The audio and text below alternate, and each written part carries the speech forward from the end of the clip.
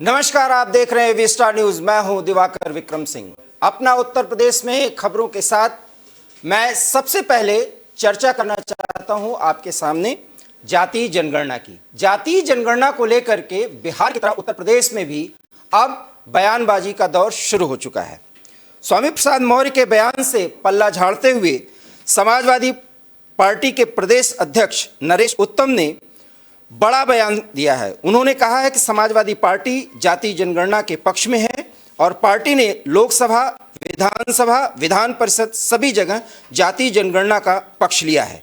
वहीं जब उनसे स्वामी प्रसाद मौर्य के बयान को लेकर सवाल पूछा गया तो वो पल्ला झाड़ते नजर आए। करती है समाजवादी पार्टी कि जातीय जनगणना होनी चाहिए, तभी सही हमारे देश के अंदर सबको सही अनुपात में उनको सुविधाएं मिल जाए। चर्चा तो ये भी है कि इससे जातिवाद और भी ज्यादा बढ़ेगा। चर्चा गलत करते हैं लोग।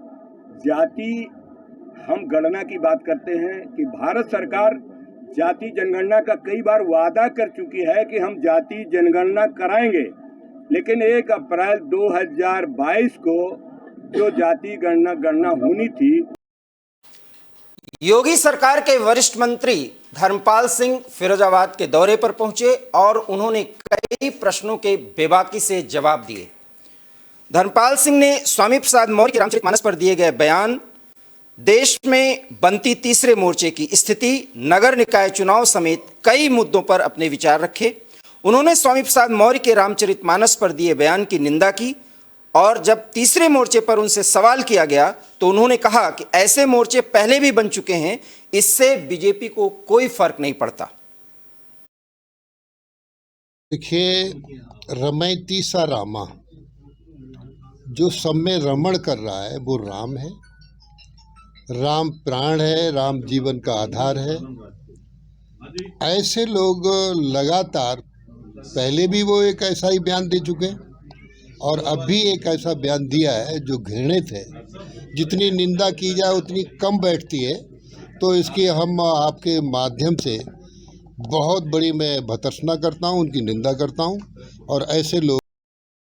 अगली खबर फर्रुखाबाद से है, जहां पुलिसकर्मियों ने अपने ड्यूटी के प्रति लापरवाही दिखाई है, जिसका वीडियो सोशल मीडिया पर वायरल हो रहा है। हम आपको बता दें कि रामनगरिया मेला में जो सुरक्षाकर्मी पूरी तरीके से तैनात किए गए हैं, वो मनोरंजन चौकी प्रभारी सुरक्षा व्यवस्था को छोड़कर सबको साथ लेकर के मनोरंजन करते नजर आए हैं, जिसका वीडियो सोशल मीडिया पर जमकर वायरल हो रहा है। वीडियो में आप देख सकते हैं कि कैसे चौकी प्रभारी सुरक्षा व्यवस्था को भगवान भरोसे छोड़कर सिपाहियों के साथ हॉन्टेड हाउस में जाकर खुद का मनोरंजन करते दिख रहे हैं।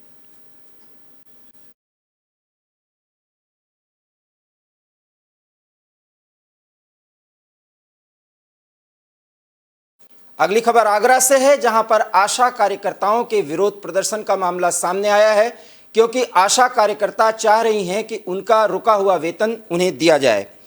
और इस संबंध में सुबह 10 बजे से 234 आशा कार्यकर्ताओं ने पिछले 6 महीने से वेतन न मिलने पर नारेबाजी की और अस्पताल के सारे काम रुकवा दिए।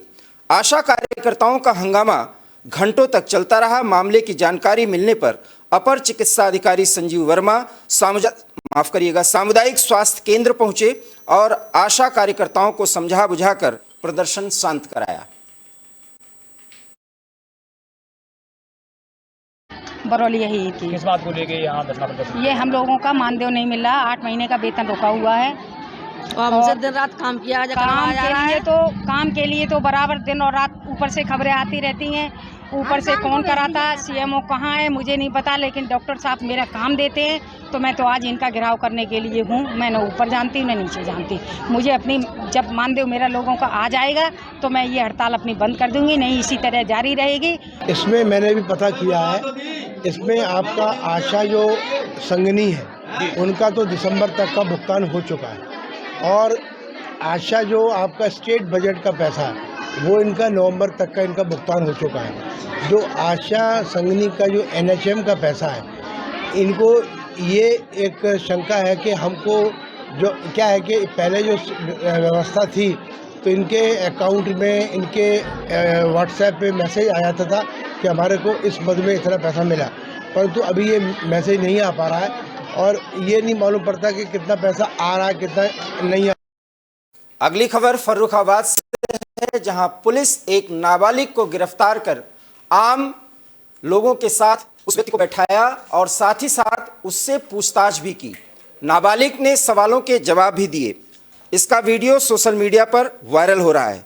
फर्रुखाबाद में पुलिस ने चोरी के आरोप में 13 साल के नाबालिग बच्चे को पकड़ा और फिर थाने में आरोपियों के साथ बिठाकर उससे पूछताछ की। बता दें कि पुलिस नाबालिग को पकड़कर कमालगंज थाने ले गई और जहां उसे दूसरे आरोपियों के साथ बैठाया गया और उससे पुलिस की तरफ से पूछताछ की गई। अच्छा, आपको भाई को चोरी के आरोप पकड़ लिया गया? हाँ। भाई का क्या नाम है? अमन। अमन क्या काम करता था? देखो किसके पास? रात से काम करता था। तो कैसी जानकारी मिली आप लोगों को पुलिस ने पकड़ लिया? यहाँ घर से पकड़ा कि पुलिस ने दुकान से पकड़ा? कहाँ से पकड़ा? दुकान से पकड़ो। दुकान पकड़ लिया। अच्छा, कितनी उम्र है भाई की आपकी? 13 साल। 13 साल है। अच्छा, पढ़ाई नहीं करता आपका भाई? नहीं, पढ़ाई नहीं पा रहे। तो कब से ये काम करता है? ये कुल दिन ये कर रहा। कुल दिन से काम कर रहे हैं। तो वो लोग गए नहीं छुड़ाने के लिए उसे थाने? नहीं गए। कोई नहीं गया थाने? नहीं। चोरी नाम दर के। बच्चा क्या नाम है? अमन। बच्चा कहाँ काम करता था? राशिद। कौन है राशिद? क्या काम करते राशिद? टेंट का। तो पुलिस पकड़ ली है? कहाँ से? थाने, उनकी दुकान पर थे। दुकान से पकड़ लेगी? तो आप लोग थाने नहीं गए? नहीं, अभी नहीं गए। बताए ना पुलिस किस पे पकड़ लिया? चोरी बताई यार। चोरी बताई। क्या उम्र है बच्चा की? 13 साल। 13 साल। पढ़ाई लिखाई नहीं करता? नहीं, हम पढ़ाई नहीं पाओ तो बदी के हमारे मंजूरी करवाओ। उन्नाव में रफ्तार का कहर देखने को मिला, जहां 3 लोगों की मौत की खबर सामने आ रही है और ये रफ्तार का कहर बाइकर्स के भिड़ने के कारण हुआ। हम आपको बता दें कि उन्नाव में बिहार थाना इलाके के छाछरी खेड़ा में 3 बाइकों की आमने सामने की टक्कर हुई। टक्कर के बाद एक बाइक में आग लग गई। स्थानीय लोगों ने कड़ी मशक्कत के बाद आग पर काबू पाया। इस हादसे में बाइक सवार 2 युवकों की मौत हो गई, वहीं 3 घायल हुए हैं। एक घायल की हालत गंभीर बनी हुई है। मामले की जानकारी मिलने पर पुलिस घायलों का इलाज कराने के लिए अस्पताल ले गई और उन्हें अस्पताल में भर्ती कराया गया।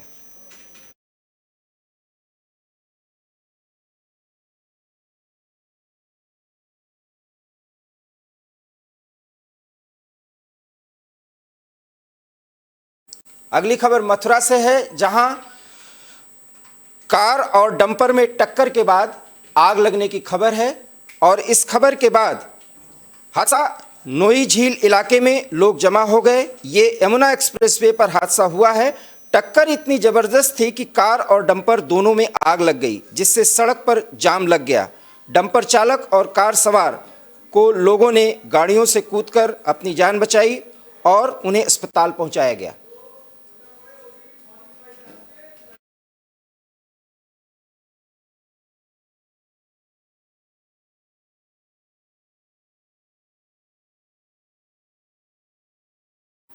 अगली खबर बागपत से है, जहां सड़क सुरक्षा को लेकर के लोगों को जागरूक करने का काम आगे बढ़ाया गया, क्योंकि सड़क सुरक्षा को लेकर के जागरूकता बेहद जरूरी है।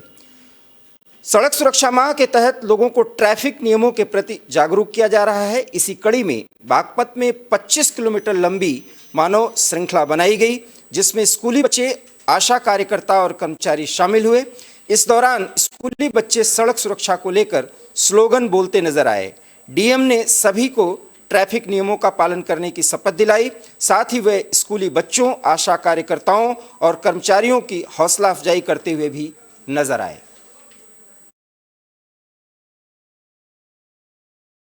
देखिए, आज आदरणीय माननीय मुख्यमंत्री के निर्देशन में हम लोग सड़क पर सुरक्षा के दृष्टिगत यातायात माह मना रहे हैं और उसमें एक अच्छा संदेश देने के लिए, क्योंकि बच्चे हमारे जो है वो एक सशक्त माध्यम होते हैं संदेश देने के लिए, तो उनके माध्यम से और हमारे सभी जो भी जनपद के प्रभावशाली व्यक्ति हैं, हमारे जनपदवासी हैं, उनकी एक मानव श्रृंखला बनाई गई है जो नवी क्लास से लेकर शाहपुर बलौरी तक लगभग 25 किलोमीटर की है। और इसमें एक जो समाज के जो संदेश है कि सभी लोग सड़क पे सुरक्षित चलें हेलमेट का प्रयोग करें, ड्रिंक एंड ड्राइविंग में ना चलें, जब भी दोपहिया वाहन पर जा रहे हैं तो दोनों।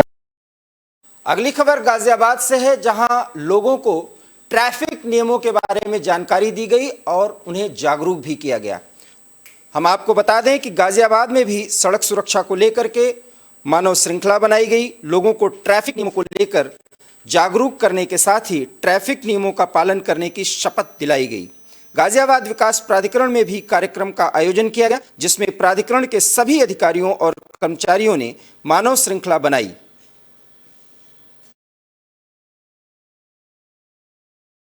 यातायात के नियमों का पालन करने के लिए बहुत ज़रूरी है कि उसके प्रति लोग जागरूक हो।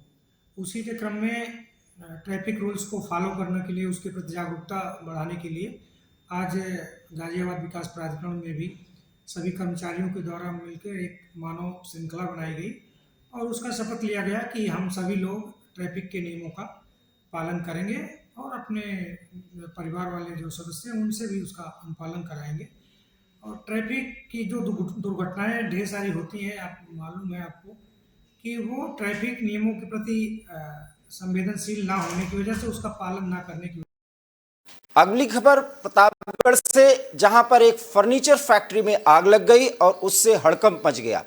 आग भयंकर था। आग लगने के कारणों का अभी फिलहाल पता नहीं चला है, लेकिन ये मामला नगर कोतवाली के सगरा गांव का है। आग लगने के कारण मोहम्मद इरशाद की फर्नीचर फैक्ट्री में रखा लाखों रुपए का फर्नीचर जलकर राख हो गया। फिलहाल आग लगने के कारणों का खुलासा नहीं हो सका है। मामले की जानकारी मिलने पर पहुंची फायर सर्विस की टीम ने आग पर काबू पाया, लेकिन तब तक लाखों का सामान जलकर खाक हो चुका था।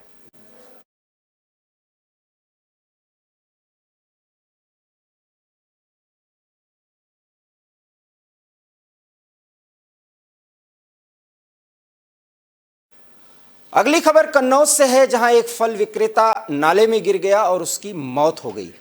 खबर कन्नौज से है, जहां छिबरामऊ इलाके के चौधरियान मोहल्ले का एक निवासी जो फल बेचता था, वो नाले में उसका शव पड़ा हुआ था और पुलिस को इस मामले में जब लोगों ने देखा तो जानकारी दी। पुलिस की टीम ने मौके पर पहुंचकर शव को कब्जे में ले लिया। जानकारी के मुताबिक फल विक्रेता को मिर्गी का दौरा आया था, जिसके कारण उसकी नाले में दम घुटने की वजह से मौत हो गई।